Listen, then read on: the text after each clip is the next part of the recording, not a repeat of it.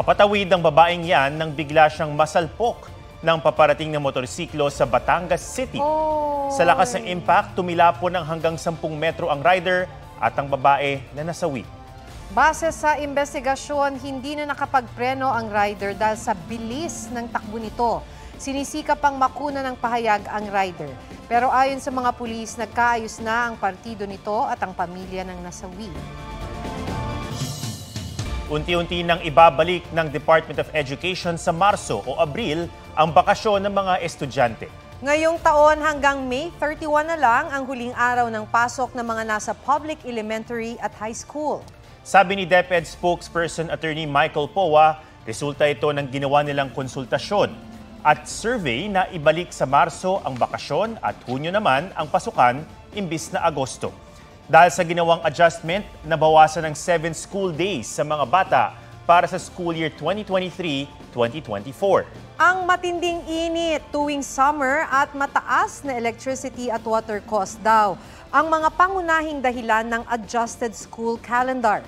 Malaya namang makakapagpasya ang mga private elementary at high school kung susunod sila sa pagbabago. Naglabas ng pahayag si Vice President Sara Duterte tungkol sa alegasyon laban sa kanya at amang si dating Pangulong Rodrigo Duterte.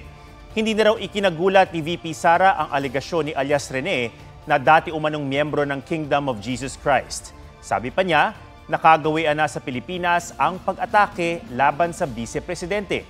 Naniniwala raw si VP Sara na may tamang panahon para sa lahat at sa ngayon, uunahin muna niya ang kanyang tungkulin. Marahil sapagkat ang Vice-Presidente ang tumatayong pangunahing hadlang sa mga nangangarap maging Pangulo. Hindi ko ikakagulat kung dumami pa ang mga kaso, investigasyon, testigo paratang atake at paninira laban sa akin sa mga susunod na araw, linggo, buwan at mga taon. Sa pagdinig ng Senado kahapon, isiniwalat ni alias Rene na nakita niya ang mag-amang Duterte sa Glory Mountain na pagmamay-ari ni Pastor Apollo Quiboloy sa Davao City. Doon, tumatanggap umano ang mag-ama ng mga bag ng baril mula kay Quiboloy. Hinihingan pa namin ng pahayag si dating Pangulong Duterte. Itinanggi rin ng legal officer ng Sunshine Media Network Incorporated o SMNI ang alegasyong hindi pinapasweldo at walang benepisyo ang kanilang mga empleyado.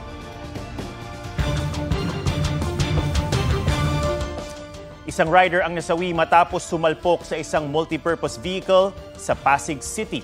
Sa kuha ng CCTV, maluwag ang daloy ng trapiko sa Amang Rodriguez Avenue nang biglang sumalpok sa papalikong MPV ang paparating na motorsiklo.